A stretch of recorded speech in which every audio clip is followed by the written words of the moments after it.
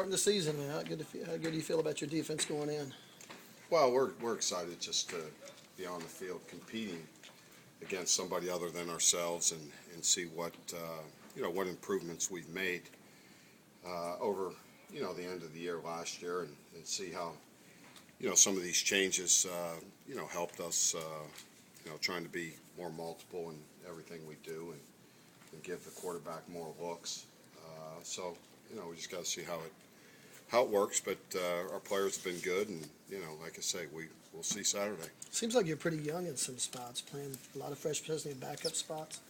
Well, we got a lot of young players on the two deep, but we still the nucleus of our team and the bulk of our leaders are certainly seniors and upperclassmen. Will Sanchez replace Cortez, or is that an ongoing thing this week? No, Cortez won't play this week, so I don't know how it can be ongoing. I mean, Sanchez or somebody else? Oh, no, I would imagine Zach will start at corner, and then, we got a multiple of guys after that that we'll look at and hopefully have an opportunity to see what they can do as well. How anxious are you to see this defensive line play against another team?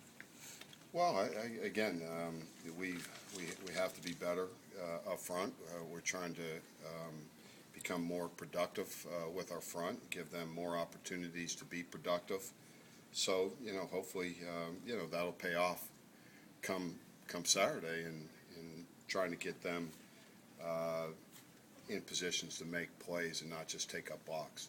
Mike, I know you were hoping to find some playmakers up front as you go into the first game. Who are some of the guys that you feel like might be able to do that for you, to make big plays for you up front? Well, Charles Tapper, Gino Grisham, the big fella inside, Phillips.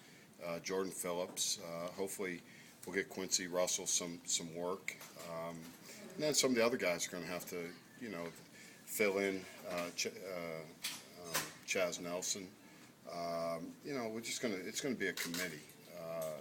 The first game we're without Chuka and Doulier as well, and certainly that limits our rotation a little bit, and we got to go a little bit deeper this weekend than we normally would, but that's okay. We'll get somebody else an opportunity. How's Quincy look so far?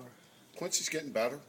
Again, it's a lot to grasp in a week, and I'm sure his head is spinning a little bit, but hopefully we can get it pared down by Saturday where he feels like he can go out and play and not think. And certainly when you're thinking on the football field, that's not a good position to be in. You want to be reactive, and certainly hopefully we just try to get him as many reps as we can without trying to overload him. What's his upside, Mike? Well, he's a big, strong, physical guy that can run. He has a great motor, and for us up front, that's a big. He's a big body that can move exceptionally well for a guy that big and that strong. So again, I think he's just kind of growing into the position and understanding what we're doing. I think it's going to take a while. But I'm hopeful that we can get him 20 to 30 snaps, possibly Saturday night. I mean, when you look at this team, averages 98 snaps a game, so we're going to need multiple of players to try to keep our players fresh. It's going to be a hot night, so again, we're going to need quality depth. What's been impressive to you about Quentin Hayes? Seems to be a guy that we haven't talked a lot about. He's really kind of come into his own as a player. His cover skills, his speed, his ability to cover the field has really been exceptional this camp. He shows up a lot. He seems very confident for a guy that hasn't played a lot. And I think he's anxious to go out and show his skills. So he's had probably one of our better players throughout camp. Has really played well. So hopefully he'll get off to a good start, because I think he can be an impact player for us. Did you talk about ULM and the challenge they'll present for you Saturday? Well, certainly the quarterback is very dynamic in virtually every element of the game. His ability to throw the ball, his ability to scramble and throw the ball, his ability to scramble and run. I mean, he's kind of a foolproof guy that can make a lot of things happen, and certainly when they're playing well, he's making things happen. So we gotta try to disrupt him, get him off his spots, and take away some of his easy throws that he likes.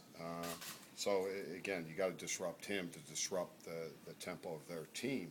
And if he's in rhythm, then and he gets in a rhythm and they start moving, they can really put you on your heels. So we're going to have to try to be proactive in our attack.